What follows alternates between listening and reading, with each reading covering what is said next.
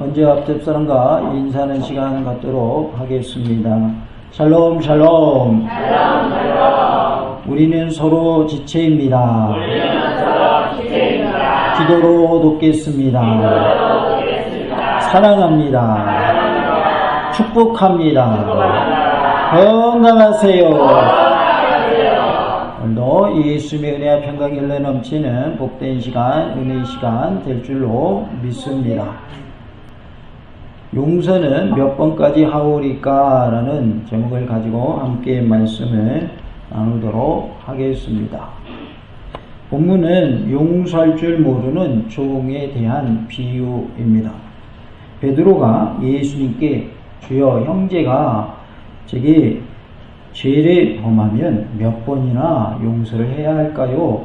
7번 용서할까요? 라고 질문을 하지요. 이때에 예수님은 용서할 줄 모르는 종의 비유를 통해서 말씀해 주십니다. 용서는 몇 번까지 하라고 하셨는지 살펴봄을 통하여 큰 은혜가 임하는 복된 시간, 말씀 충만, 성령으로 충만한 시간 되기를 원합니다. 용서는 몇 번까지 하오리까? 라고 할 때에 7번을 7번까지라도 할지니라 라고 말씀합니다. 22절 말씀 다같이 하나님 말씀 받겠습니다. 예수께서 이르시되 내게 이르노니 7번뿐 아니라 7번을 7번까지라도 할지니라. 아멘. 용서를 7번만 하지 말고 7번을 7번까지라도 해라 라고 말씀을 합니다. 이것은 계속 용서해야 된다. 용서는 끝없는 용서가 되어야지 몇 번 하고 말면 안 된다. 그래서 계속해서 용서하는 삶을 살라 라고 말씀하고 있습니다. 이것은 끝없는 용서의 모습이요 무제한적 사랑의 모습인 것을 알 수가 있습니다. 우리 모두가 계속해서 용서하는 삶을 사는 은혜가 있기를 원합니다. 같이 봅시다. 용서는 계속해야 합니다. 우리가 그런 말을 할 때가 있어요. 내가 참을 만큼 참았다고. 뭔 말인지 다 이해하시죠? 지금까지 내가 많이 뭐 했다는 거예요? 참았다 그 말이에요.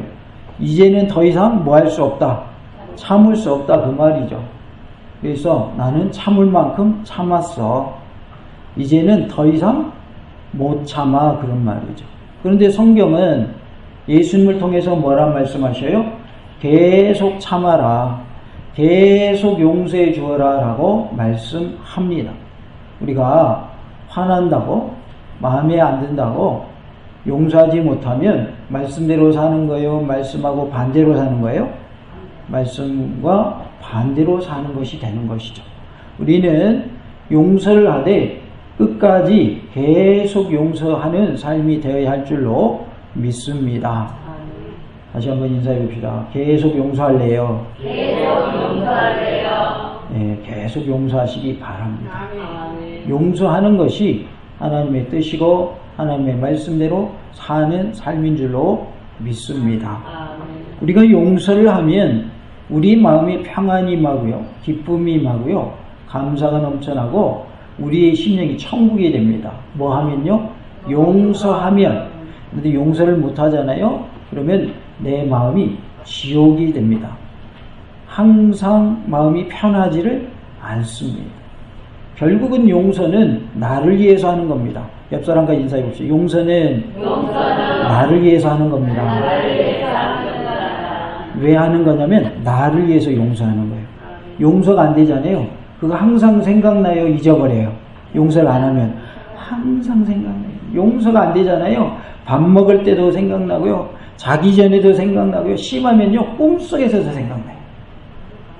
미운 사람이 자꾸 생각나는 거예요. 용서를 하잖아요. 생각도 잘 안 나고요. 꿈에는 나타나지도 않아요. 우리가 악몽 꾼다고 그러죠. 악몽 중에 하나가 뭐냐면 내가 미워하는 사람하고 꿈속에서 만나는 거. 그게 악몽이에요. 악몽. 만나기 싫잖아요. 근데 꿈에 나타나잖아요. 그게 악몽이 아니고 뭐겠어요. 그래서 용서는 결국은 나를 위한 것이 된다라는 거예요. 사랑하며 사는 것도 나를 위한 거예요. 사랑하며 살잖아요. 그러면 내가 남을 사랑하는 것으로 끝나는 것이 아니라 다른 사람도 나를 사랑해 주게 돼 있어요.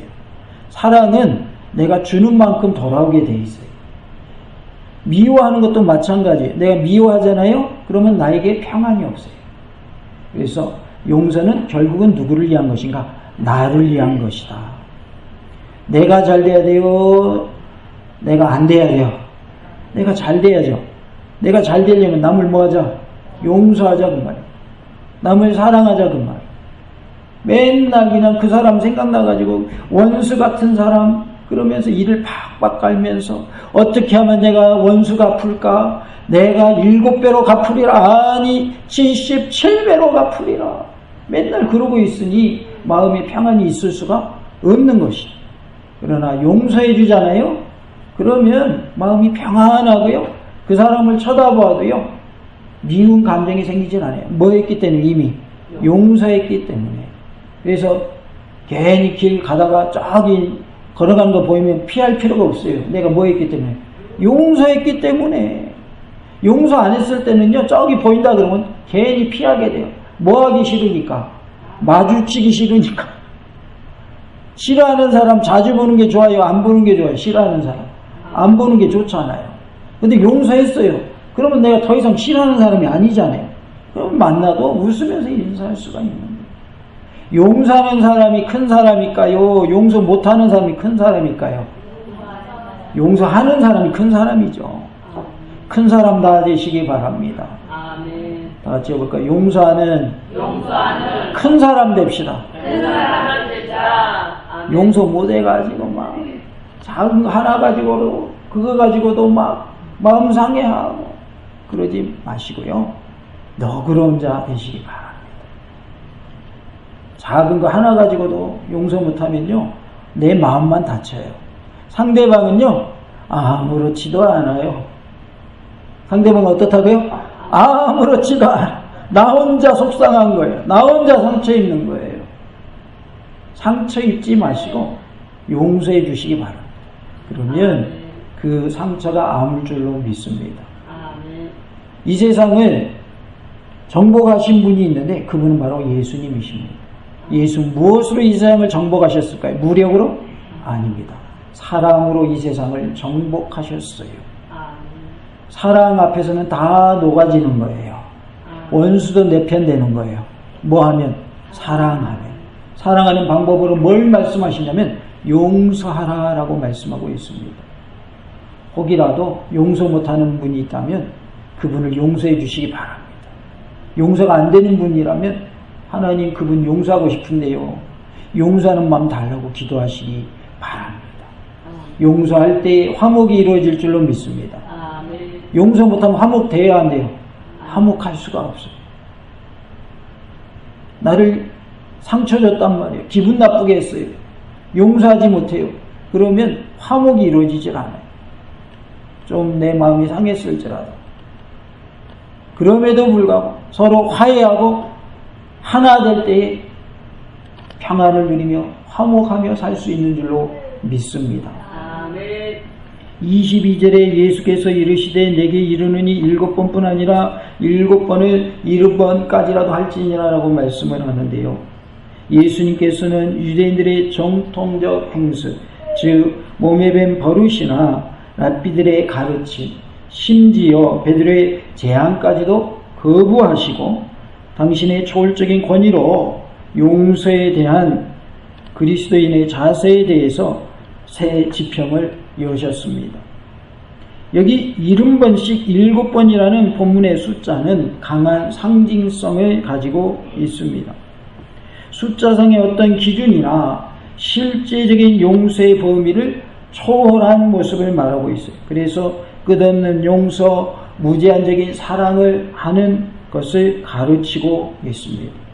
끝없이 용서해라, 제한 없이 사랑해라 라고 말씀하고 있어요. 용서를 사실은 7번만 해도 쉽지 않은 것이고 또 70번 하는 것도 쉽지 않아요. 그러나 여기서의 7번과 70번은 상징적인 의미를 가지고 있어요. 성경에서 7이라는 숫자는 무슨 수예요? 완전수입니다. 그리고 10이라는 수는 만수예요. 그래서 7 곱하기 10 하면 70이 되는 거예요. 그래서 모든 것에 있어서 처음부터 끝까지 다 해당되는 것을 말하는 것이지 7 곱하기 70이니까 77에 49, 490번 용서라는 말인가 보다. 그런 뜻이 아니다 그 말. 사실은 7 곱하기 70 해가지고 490번도 용서하기 쉬워요, 어려워요?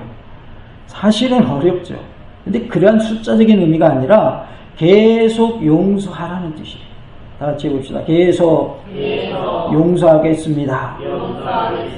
계속 뭐 해야 돼요? 용서해야 할 줄로 믿습니다. 형제들 간의 용서는 결코 횟수나 일정한 정도에 의해서 제한받을 수 없습니다. 이것은 23절부터 35절 비유에서 보여주듯이 용서의 갈등을 겪고 있는 형제들이 그들이 용서한 것보다 더 크고 많은 용서를 이미 누구께로부터 받았을까요? 하나님께로부터 받았기 때문에 우리는 용서해야 합니다. 하나님으로부터 내가 용서받았어요. 내가 용서받은 것은 형제가 나를 서운하게 하고 나를 괴롭게 한 것보다 더 큰 죄를 우리는 용서받았단 말이에요.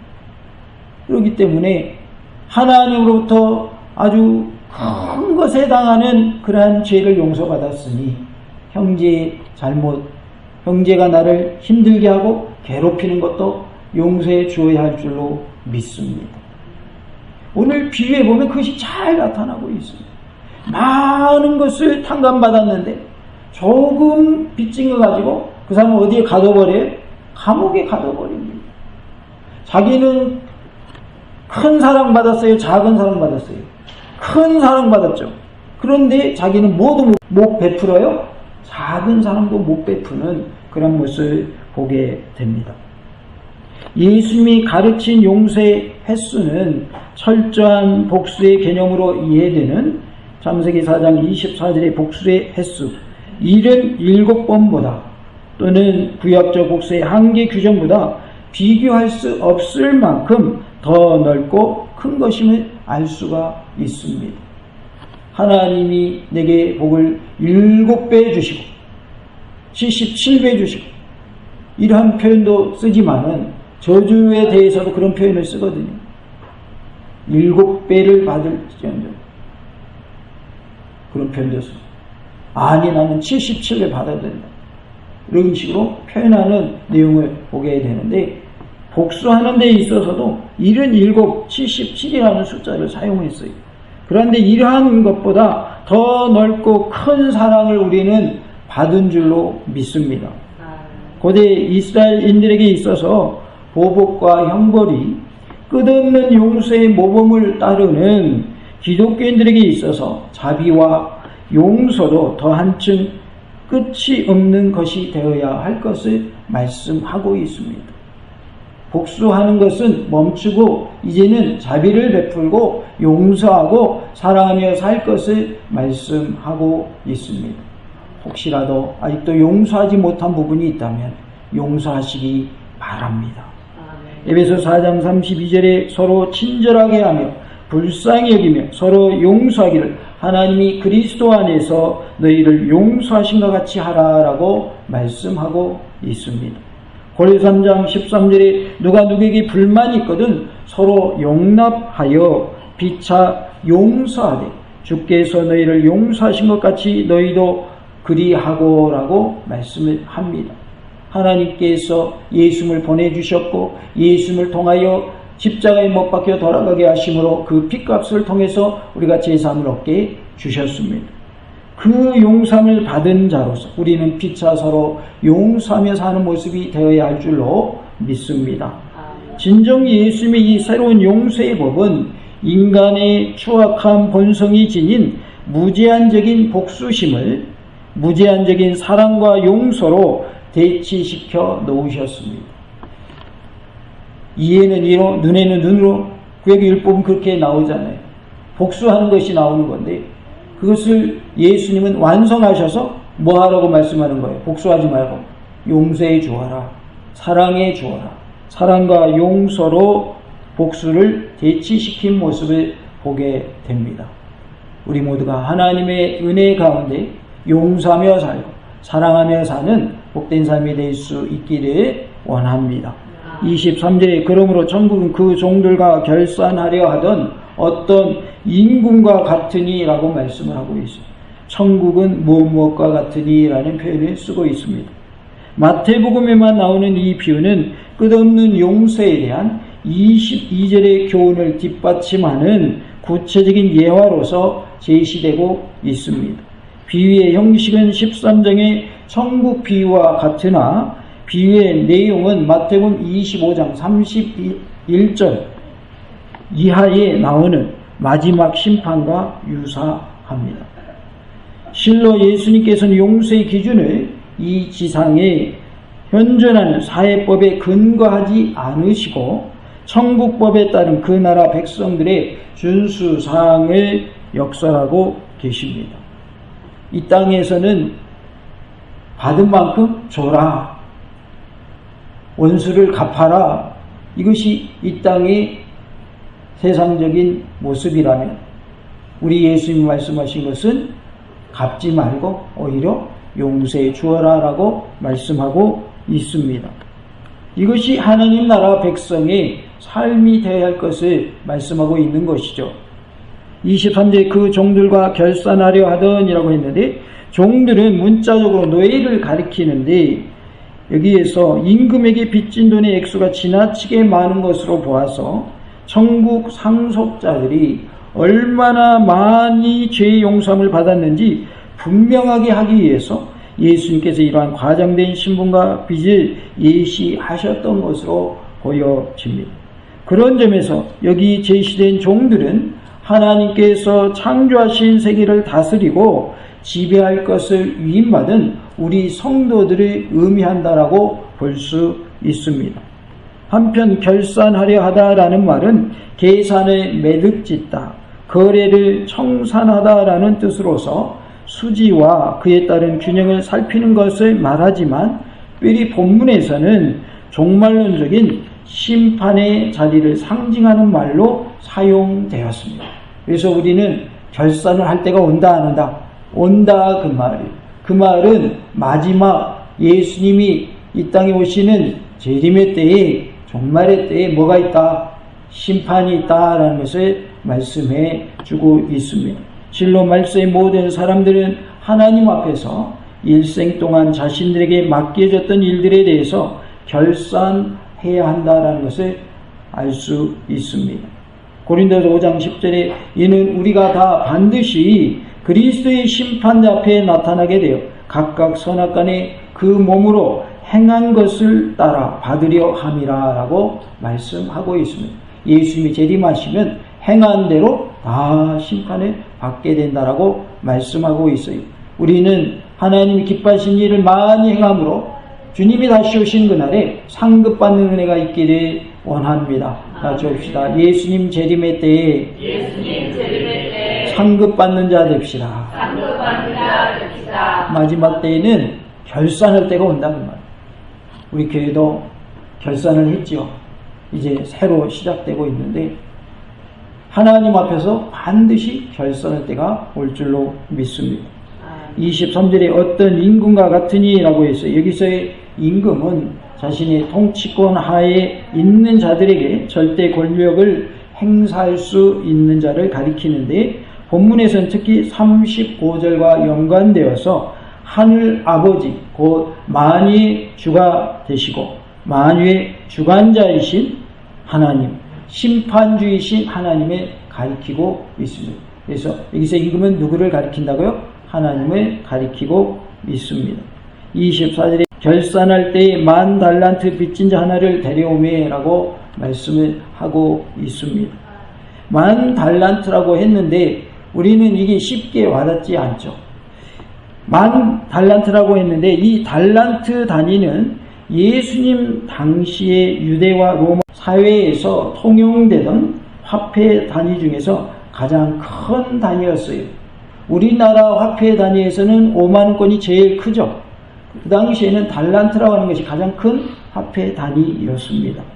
무게 단위로는 약 34kg의 순금에 해당됐습니다. 그러니까 34kg이 순금에 해당되는 무게, 그것이 1달란트였다. 1달란트는 노동자 한 사람의 일일 품삯인 1데나리온의 약 6,000배에 해당되는 것이었습니다.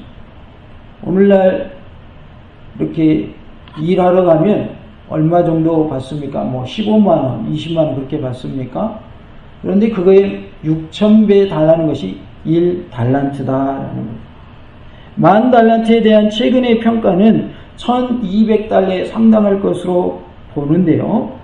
10,000달란트에 대해서 여러 가지 물가 상승 요소를 감안한다면 오늘날로 10억 달러 이상일 것으로 예상되어집니다. 더욱이 유대 사가 요세푸스의 증언에 의하면 유대 전역에서 각출된 1년 세금이 고작 800달란트였고, 그렇기 때문에 10,000달란트의 가치가 얼마나 컸는가를 알 수가 있습니다. 유대 전역에서 1년 동안 거둔 세금이 800달란트였다는 거죠. 그런데 빚을 얼마 졌다는 거예요? 10,000달란트 졌다는 거예요. 1,000달란트도 아니고 10,000달란트. 그러니까 1년에 걷어들인 세금보다 훨씬 많은 액수인 거죠. 10,000달란트니까. 10,000달란트는 결국 하나님께 대하여 인간 자신의 힘으로는 도저히 갚을 수 없는 정도로 큰 죄악을 상징하는 것으로 볼 수가 있습니다. 우리가 하나님께 제사함받은 그 크기가 10,000달란트를 탕감받은 것과 같다 그 말이에요. 그러니 하나님의 사랑이 커요 작아요? 크다 그 말이에요. 1년, 그 당시에 유대 1년 세금 걷어들인 액수보다 더 큰 액수를 빚졌다라고 표현을 하고 있습니다. 우리에게는 도저히 갚을 수 없는 큰 빚과 같은 죄가 있었는데 예수님의 피로 그 죄를 다 사함받은 줄로 믿습니다. 28절의 100데나리온이 소액을 나타내기 위해 사용된 표현이라면 10,000달란트는 많은 액수의 돈을 나타내기 위해서 쓰여진 것으로 볼 수 있습니다. 주님께서 우리를 사랑하시되 이렇게 사랑하신다 그 말이에요. 당시에 종들은 10,000달란트라고 하면 빚질 만큼의 돈도 아니거니와 사실은 너무나도 액수가 크기 때문에 토지를 가지고 세금을 내는 영주와 같은 사람들에게나 해당되는 액수란 말이에요. 10,000달란트니까. 오늘날로 생각하자면 그룹 총수들에 해당되는 금액이라고 이렇게 보시면 되는 거죠. 그런데 왜 이렇게 크게 예수님이 말씀하셨을까? 액수를 10,000달란트라고. 우리가 받은 사람이 그만큼 크다라는 것을 알려주시라고 이렇게 표현하셨다는 거죠. 주님의 사랑은 넓고 크고 한량없는 줄로 믿습니다. 주님의 사랑은 측량할 수 없을 만큼 큰 사랑인 줄로 믿습니다. 그러하기에 우리가 이 큰 사랑을 받은 자로서, 하나님으로부터 용서받은 자로서 내 이웃을 용서하며 살고 사랑하며 사는 복된 삶이 되기를 원합니다. 우리가 하나님의 말씀대로 용서하며 살 때 하나님께서 우리를 칭찬하시고 상급으로 더하여 주실 줄로 믿습니다. 몇 번 용서하면 된다고 그랬어요? 계속 용서해야 됩니다. 용서는 끝이 없이 계속 되어져야 할 줄로 믿습니다. 우리가 형제에 대해서 또 이웃에 대해서 용서하는 그것이 하나님으로부터 받은 사랑과 비교했을 때 비교가 안 되기 때문에, 하나님의 사랑이 너무나도 크기 때문에 받은 사랑이 크기에 우리는 그 받은 사랑을 생각하면서 용서하며 사는 복된 삶이 될 수 있기를 간절히 원합니다. 다 같이 봅시다. 용서받았으니 용서하며 살겠습니다. 우리 모두가 용서받은 자로서 용서하며 사는 복된 삶이 될 수 있기를 간절히 원합니다. 할렐루야! 아멘, 아멘, 아멘.